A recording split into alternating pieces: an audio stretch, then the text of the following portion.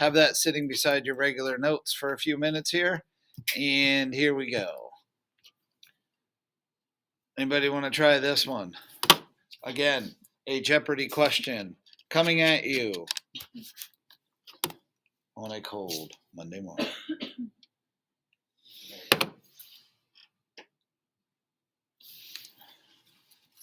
A British band played a tune titled "The World Turned Upside Down" during the surrender here, October 19th, 1781. And no, the answer is not Saratoga. It is not New Orleans. It is not Lake Erie. Bryson. York. Say with confidence. Yorktown. Yorktown, yes. Can anybody tell me who surrendered there? Crows love it. The British.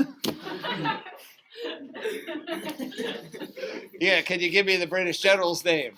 I agree with you 100%. At least we know that. Yes, the British. Yeah, yes. Can anybody give me the name of the British general's name? It was on the test. Crows love it. Deer love it. We put butter and salt on it. Corn. Oh, Cornwallis. Cornwallis. There we go. Cornwallis. All right, on we go. Okay, terrible clue. Anyway, moving right along. The air of good feeling. James Monroe is elected. James Monroe. We want to know that right off the bat. James Monroe is the prez, the executive. Okay, James Monroe, and he is going to preside during this era of good feeling. Everybody's going to feel good. He is a Revolutionary War veteran.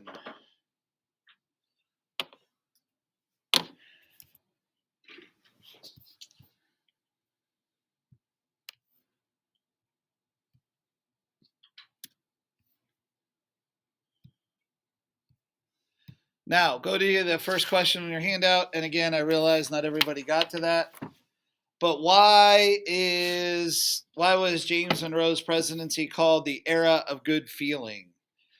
Some of it we just talked about. Go ahead. I was going to say because of all the nationalism involved in the war of 1812 and all these new heroes coming up. Yeah, definitely the new heroes, nationalism. You could throw in an example. Stood up to Britain once again and won again. This time, did we actually win? Nobody cared. They said we won, and that's all that mattered. You could also say the talk of secession was done. Nobody was talking about that anymore until we have, of course, the Civil War. So if you go to the right side there, see that analysis, I would say something about secession. The threat of secession was gone. I would definitely put that down. Okay, and they called him his presidency the Sandwich Presidency. Sandwich Presidency. Now, what I want you to think about is this is what's in between the bread. So his presidency is in between the bread. So there's things on both sides of his presidency. What happened right before his presidency? Go ahead. The War of 1812. The war, the division, the fighting, the infighting, yes. What happens after his presidency? Not so much another war, but ideas that are going to lead to the war. Anybody want to try that? What happens right after he's done being president? Something big. Not so much a war. Go ahead. Divisive discussion over slavery. Yeah, the issues over slavery. Yes. The answer's on the screen. Yeah. Yeah. Slavery becomes a hot topic. The fighting over slavery becomes a big deal. Okay? So we have the fighting over slavery and, of course, the division that evolves as a result of that fighting over slavery. Not the least of which is the country's going to split. Politics are going to split.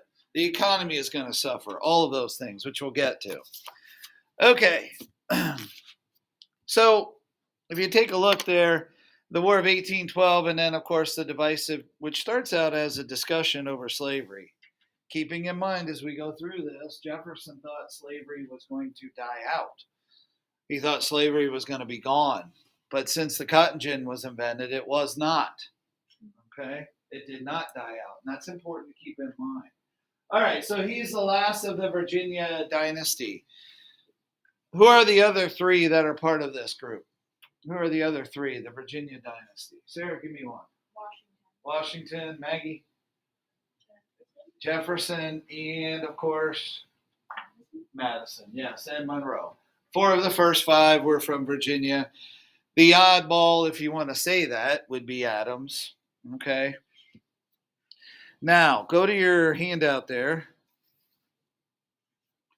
The second question down under notes. Why can the perception, remember, perception is how people feel about something. It doesn't mean it's always reality. Why can the perception of unity and harmony be misleading? In other words, was it really the air of good feeling? Go ahead. No, because like, even though talks about like slavery and stuff like that came to a forefront after this presidency, they didn't just like pop up overnight. So that was like one instance of not everyone felt the same way about a big issue, and I personally feel that this era was more of an illusion than anything. Okay, good. So, and your perception is that you're looking at it more realistically. Okay, an illusion. I like that. Very good. Gracie, what do you have for your answer? So, slavery, yeah, was a big one. Make sure you have that. Good. Go ahead. I just thought that it was kind of oversimplified and there was like an antagonistic faction. Yes. Yep, absolutely. Let me give you some more specifics to go along with that. There were heated issues. Slavery's the big one. Yeah, slavery's the big one. We got that. But also, scribble down there real quick, issues over tariffs, over the Bank of the U.S.,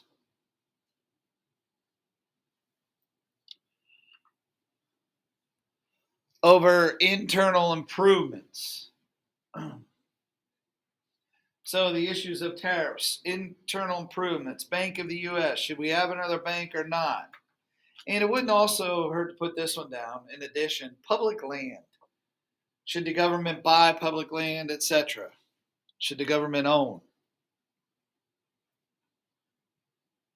Okay, and let's take a look at the next 2 parts there. Under Monroe, the country acquired, agreed on, and adopted. Anybody get that far? Gracie, go ahead, please. Under Monroe, the country acquired Florida, agreed on Missouri Compromise, and adopted Monroe Doctrine. Okay, and what you just said there, so we're trying to get that, very good answer. The country acquired Florida, agreed on the Missouri Compromise, and if you want to abbreviate that, that's MO, and adopted the Monroe Doctrine. The Monroe Doctrine.